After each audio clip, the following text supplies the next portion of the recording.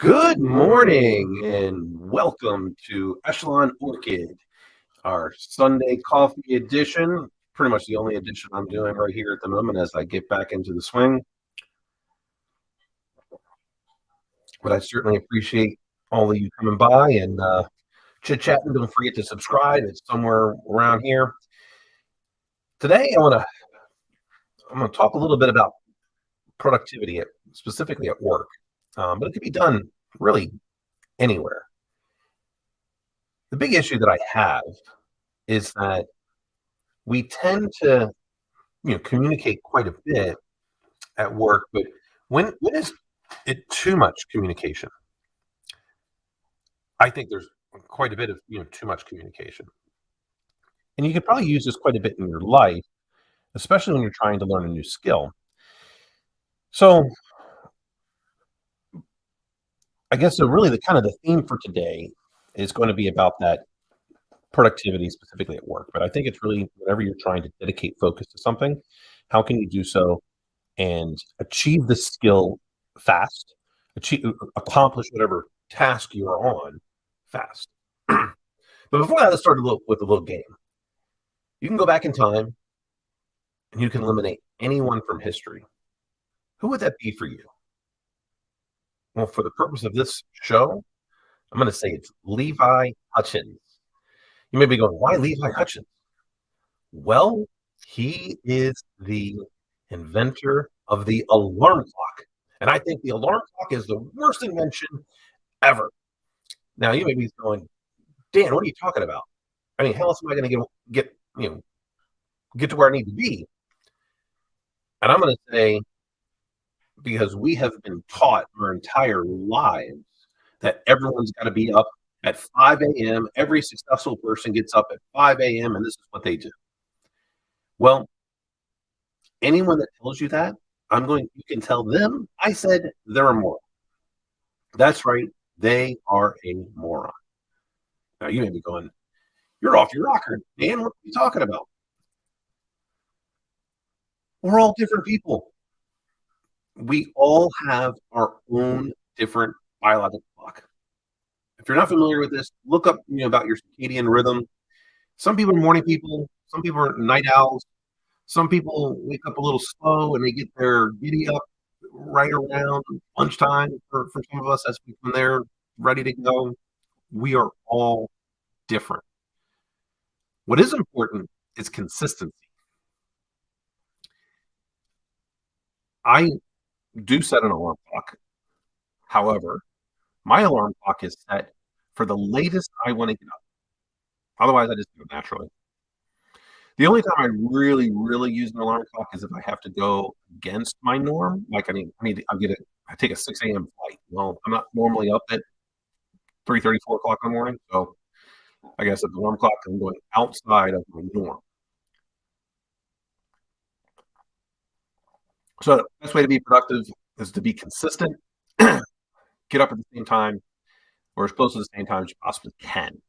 That's the best thing. And why is alarm clock bad?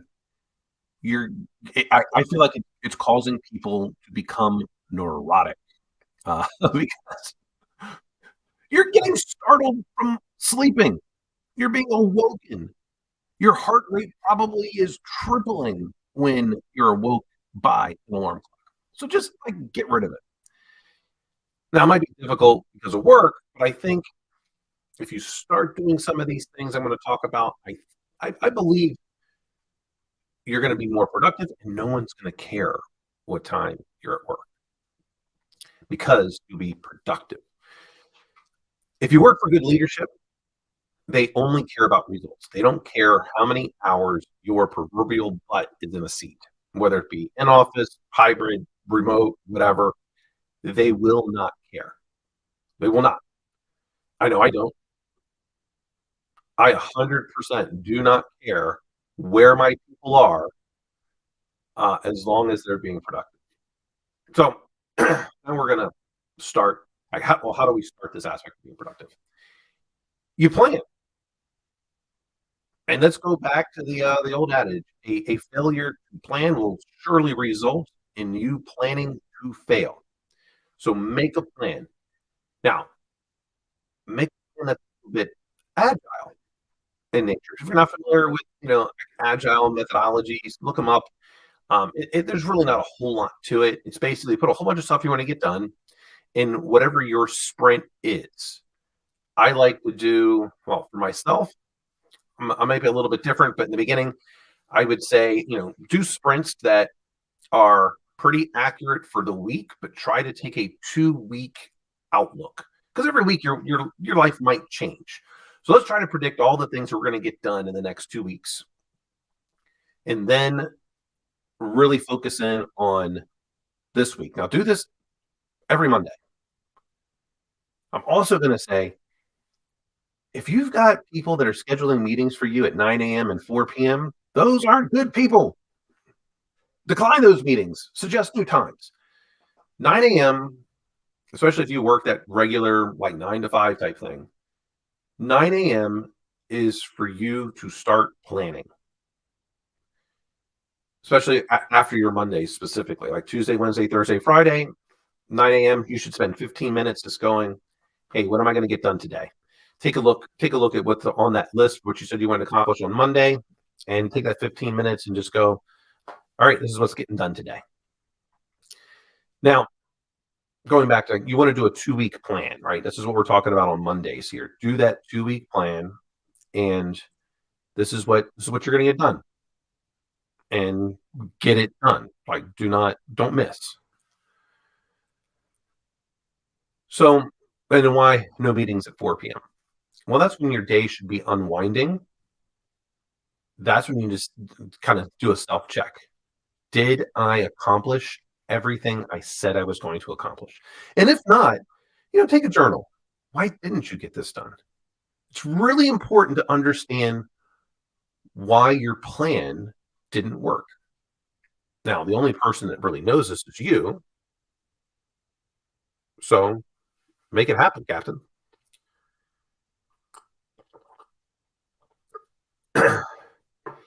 Now, remember those Tuesdays, Fridays, you're taking that 15 minutes. You're kind of having, like in the agile world, it's called stand up. You're going to have that stand up with yourself and go, all right, here's what's happening. You may be wondering, well, how do I prioritize this list? Well, the first thing is I just want to make sure that, and as you get better and more mature at this, it'll be easier. You might want to get your supervisor, your teammates, your peers to kind of buy in to what needs to get done. Now, you might already have this stuff. Maybe you've got a Jira. Maybe you're working on a help desk. Kind of tickets are coming in. Maybe you work in other parts of business, so you have project plans, so you know what projects are going on. So you might already have buy-in. It might already be built in to what you're doing, but you need to have some type of formal agreement as to what's going to get done. And maybe it's just your job description and you're good to go. So I'm going to tell you the easiest thing to do. Take a look on that list, and maybe you get things added to the list, daily. Anything that's going to take you 2 minutes or less, just do it right away. Right now, that moment, do it right away. Don't even think about it, and just, get after it. Take those, anything that's less than 2 minutes. When all of those tasks that are less than 2 minutes are completed, now I want you to focus on the most difficult task that you've got on your list. That's right, the most difficult. Now, how are you going to do this? This is always a challenge, because if you're working on a really difficult task, then you can't get interrupted. Now, we're going to get into how to minimize some of those interruptions, but this was just like, how do you prioritize? So do the most difficult. Once that one's crossed off, go to the next most difficult, and then really focus on accomplishing that task at hand. So in order to get a lot of these things done, we got to minimize your time that's just unproductive. What's the number one culprit for wasting time? And no, it's not this show. This show is amazing. But It is meetings. Meetings are the number one culprit of wasting your time and everyone's time. We have meetings about meetings. We have planning meetings about meetings on meetings. So I don't really like to give Elon Musk very much credit. I'm not a big fan of Elon Musk, but there are some things that he does talk about. Probably someone gave him the idea because I don't think he's as good as what he thinks he is, or or how other people think he is. So, what is it that Elon Musk at least puts out there? He says, "Hey, if you're attending a meeting that you're not getting value out of, or you're not providing value, don't go." So, how many of those meetings do you attend where you're seen, but you never really speak or you're hurt? If that's happening, just stop going to them. A lot of people think if you're in a bunch of meetings, it looks like you're doing a lot of work. I assure you, good leaders don't care how many meetings you're in. They care about the results that we agree to. That's it. We only care about results. I don't if we agree that it's going to be delivered on X day, I don't care if it takes you 5 hours or 500 hours. We agreed. We had our proverbial handshake. Get after it. Now, if you don't believe that you're going to get any benefit from a meeting, just don't go. If you don't believe anyone's going to gain anything from what you have to say, just don't go. I truly believe that many meetings can be avoided with automation, right? We talk about the same things all the time. You know what? You know the best, like I have, I get status reports. If I get a status report of what's going on, or I can clearly see in a system like Jira or a ticketing system or project plans as to what's actually getting accomplished, then I don't need to have a meeting about it. I can see it. If I have a question, I'll I'll send a message.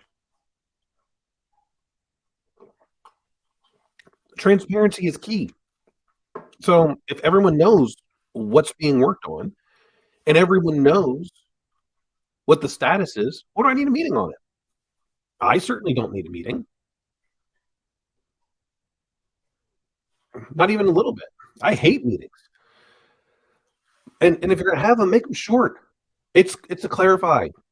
I think meetings are really about clarify. That's really the way I look at it. Now, let's get clear. Like if you're not going to go to meetings, you still need to know if something's being directed towards you. So make sure you're informed as to what's happening. That's the last thing you want is all of a sudden they wanted something from you and you're not there. So make sure you're truly not needed for these meetings. So there's that. Now we're going to get back to you got all this tasks to do. Meetings are just one of the ways in which time's being wasted, but a lot of time is wasted due to interruptions. I cannot stand it when I'm in the middle of trying to get after it and accomplish something, being interrupted. It infuriates me. People don't care what it is that you're doing. And this is why I hate in office work. Hate it. Doors closed for a reason. I'm concentrating. I know there's an open door policy, but I'm trying to get after it. I'm trying to accomplish things. I don't want to be interrupted. If my door's closed, like don't knock on it. That's the way I look at it.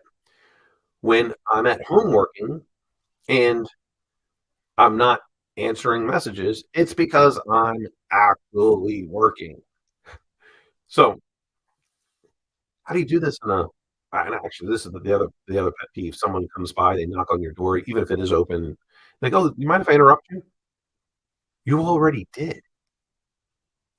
So I've already been interrupted. Now, thankfully, when I'm at work, if my office door is open, I'm not working on something critical that requires dedicated focus. Dedicated focus is the key to getting things accomplished. I'll tell you that right now. That is the way to dedicated focus. How do you dedicate it? You got to minimize interruptions. Turn off notifications on everything. Your computer, your phone, everything. Now you might be able to set it time windows. Perfect. Remember this. This is the number one rule when trying to minimize your interruptions. If it's important, someone will call you.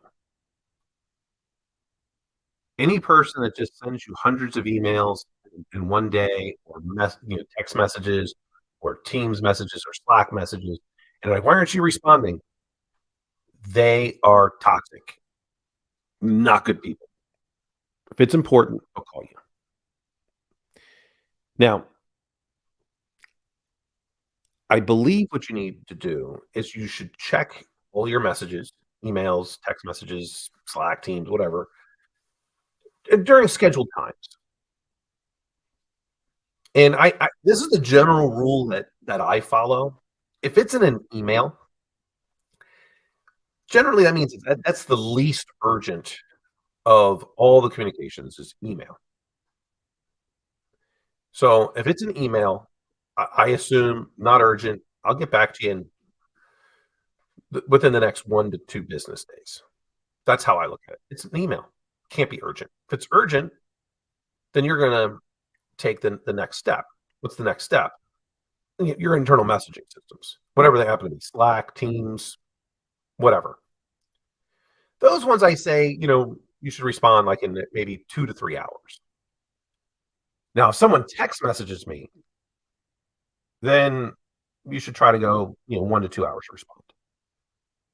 They call you, post haste. That means there's something going on, and you need to respond.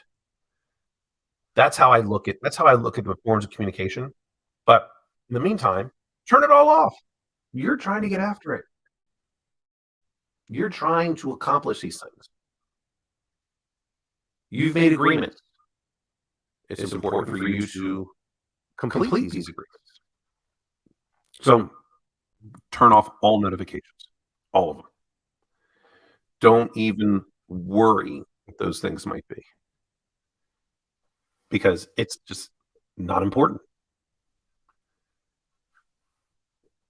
Because again, remember, if it is important, they're going to call you. It won't be a text message, won't be Teams message, it won't be Slack. If house is on fire, someone's calling you. All right. So now, how do we get after it? We've made our list. We know what we're going to get done in our sprint. It's a 1-week sprint, and it's a rolling 2-week project priority list kind of thing. Not priority, but project list. Because every Monday we're revising the 2 weeks because we're trying to predict not only what we're going to get done this week, but what we're going to get done the following week. But it's a rolling, because when I get to that next Monday, other things might have happened this week, and I got to add those things to the list. So I got that rolling list. Those are all the things that need to get done. We have now minimized our time wasters, which are meetings. We're only attending meetings that are crucial to getting the things accomplished that we said in our 2-week, 1-week sprint, 2-week kind of plan out. So we know what's getting done. We've now minimized all of our interruptions.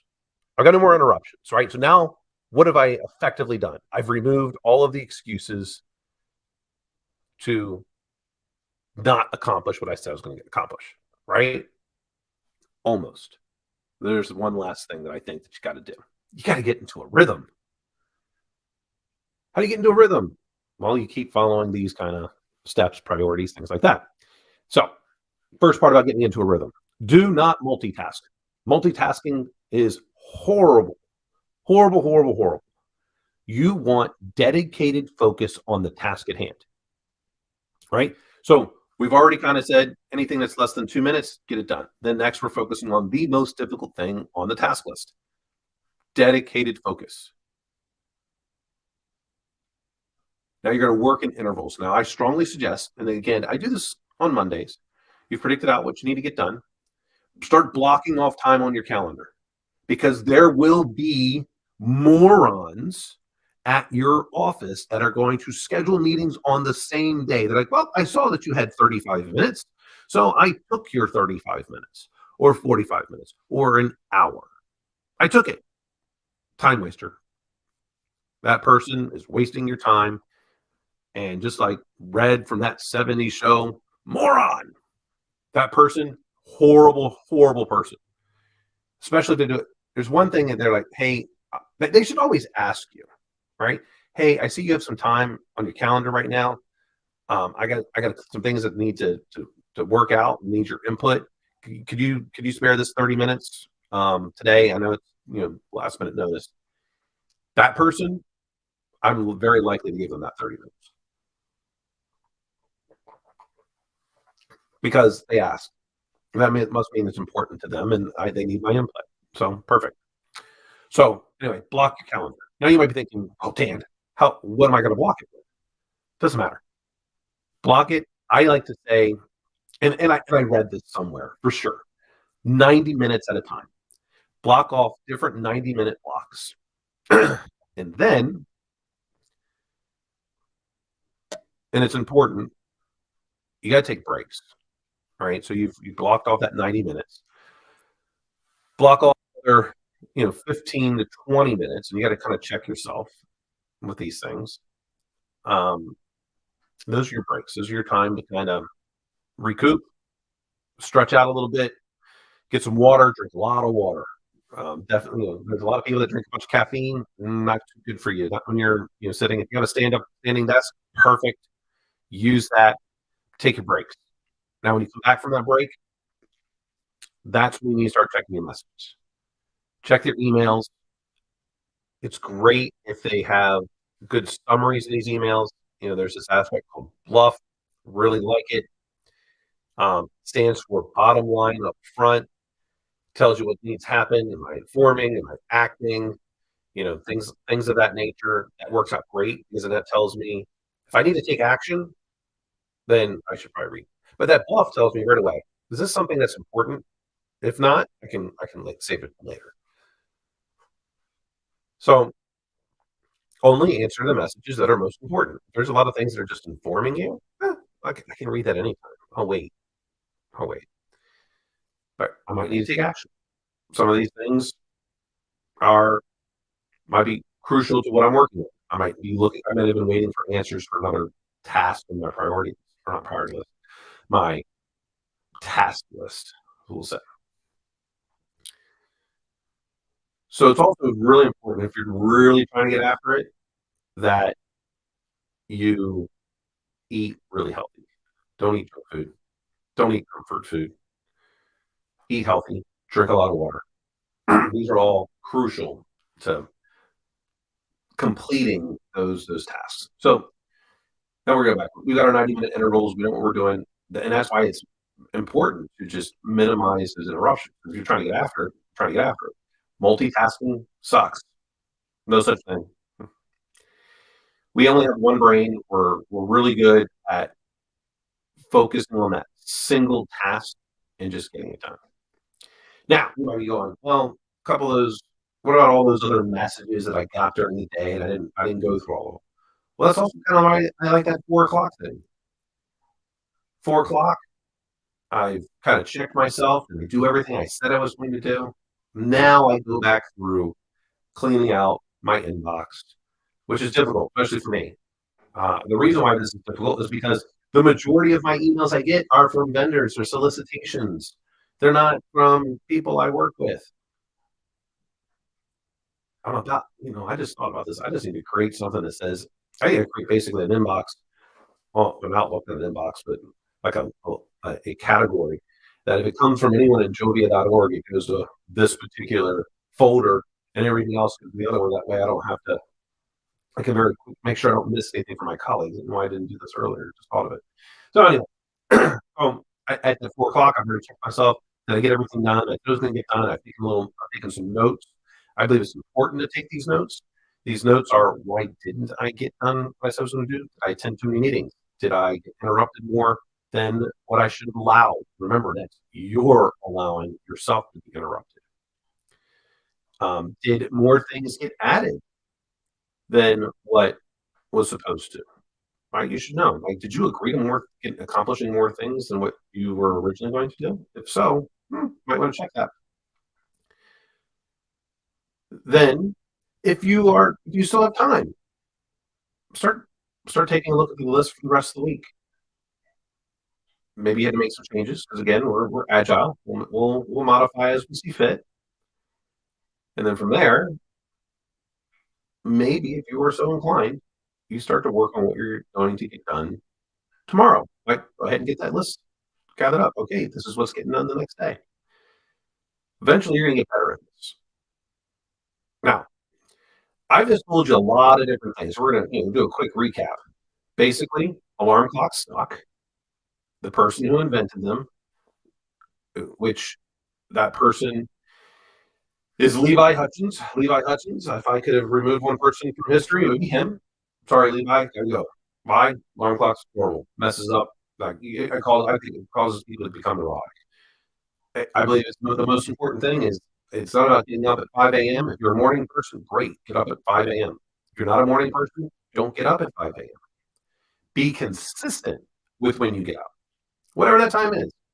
So that's why I say, hey, like my alarm clock is typically set for 7 a.m. That's the latest I want to get up. I hardly ever get up at 7 a.m. I'm almost always waking up right around 5 o'clock. Naturally, not because I want to get up at 5 o'clock, but that's just when my body says, "Hey, it's time to get up. It's time to get after it. Let's do it." Yeah, I know there's a lot of people saying, "Hey, best thing to do is start like make your bed the first thing in the morning." I don't know if I really subscribe to that. I just feel like it's whatever your routine is. Like I don't mind. So be consistent with when you're getting up. How do we start? Plan. I like to work in a 2 week rolling plan where this week we're definitely going to accomplish these things. Now, I actually do it much further out than 2 weeks, but I think most people, 2 weeks is a good way to do it. This is what I'm getting done this week. This is what I think is going to get done next week. And if I'm always working in that 2 week rolling plan, it's going to work out great. Make sure you get the things you're working on approved. I think that's important. Maybe you already have it. Got to minimize your unproductive time, and that number one unproductive time waster is meetings. Don't need to, trust me, leaders, good leaders do not care how many meetings you attend. They care about the results. Minimize your interruptions. Turn off all those notifications. Then get to a rhythm. 90-minute blocks. Now, remember this, and this is the best thing. None of this is going to matter if you don't deliver when you say you're going to deliver. You have to deliver when you say you're going to deliver. That's imperative. If you do that, you'll be able to do all these things. You won't have to attend all these meetings. You're going to get a lot more accomplished. Now, if you also take this into your personal life, you can achieve skills very quickly because you're focusing at 90 minutes at a time. Taking a break works for me. All right. Well, that is it. I hope you all gained quite a bit from this particular episode. Remember, meetings suck. Turn off all those notifications. They don't help you. Let me know how this works out for you. If you have any future topics you'd like me to cover, please go ahead and leave in the comments, send me a message. You know how to find me. Have a wonderful week, folks. Take care.